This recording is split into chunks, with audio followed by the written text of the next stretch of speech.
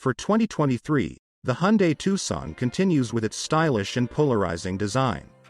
In a segment where almost all the vehicles look similar, the Tucson breaks away from the crowd and sets the stage for style. A huge headlight design that extends into the grille sets the tone, and things only get more interesting from there. So with that, let's examine what Hyundai has in store for us with the 2023 Tucson. Before we carry on with the video, can you please smash the like button and the subscribe button which will enter you in a $200 Bitcoin giveaway.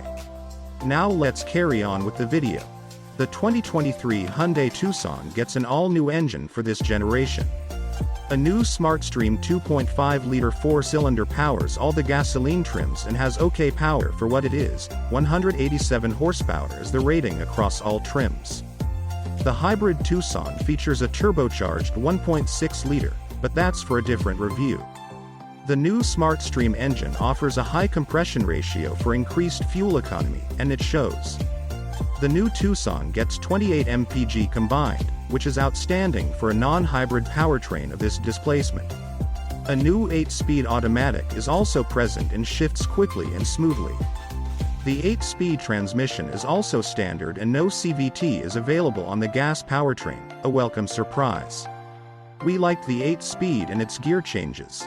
This powertrain overall reminds us of the Toyota RAV4, which has the same number of gears and the same displacement.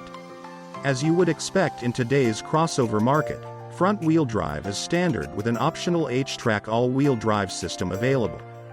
This AWD system gets the job done without any fuss, and we recommend it if you live in snowy climates or want to take your crossover off the pavement. The AWD option adds only $1,500 to the base price, which isn't bad compared to what some other competitors charge for their AWD systems. We recommend the H-Track AWD system. The Tucson can feel a little pokey though. We wish there was a little more power offered, but we'll take the efficiency in return instead.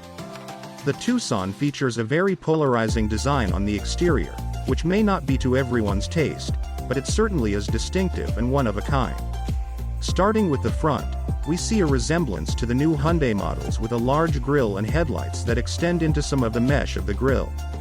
The Tucson has a similar aesthetic to the Elantra, albeit with an SUV body. A huge Hyundai badge is front and center in the grille. Large fog lights are below the headlights. Below the grille and fog lights is another air dam, and that gives the impression of increased ground clearance. Moving around to the side, a large body crease in the metal gives a very crisp look to the design. Mirrors are large, however, the further back you go on the car, the smaller the windows get, and that does hamper visibility a tad. We also like the chrome piece that extends from the front doors to the back window and gets larger as you move back. It looks very elegant. Wheels range from simple alloy wheels to very attractive chrome and black wheels on higher trims. The higher up in the trims you go, the better looking the wheels get. We like the N-Line's wheels the best. In the rear, distinctive taillights are also present and are a quad light design. The Hyundai badge is embedded in the glass of the rear window, which is high up, not on the tailgate, making for a distinctive look. Exhaust tips poke out from the bumper on the N-Line and look aggressive for a crossover. There's also a diamond-like design on the rear bumper that adds a 3D look to the plastic. All things considered, we think this crossover is very stylish, but worry about how it will age with time. The interior quality of the Tucson is average for the class. While there are hard plastics to be found, you will also soft plastics and some nice leather stitching details.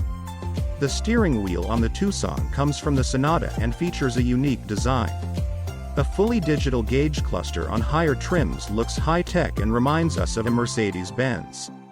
The screen for infotainment is integrated into the dashboard and doesn't pop up like an iPad out of the dash, which we like.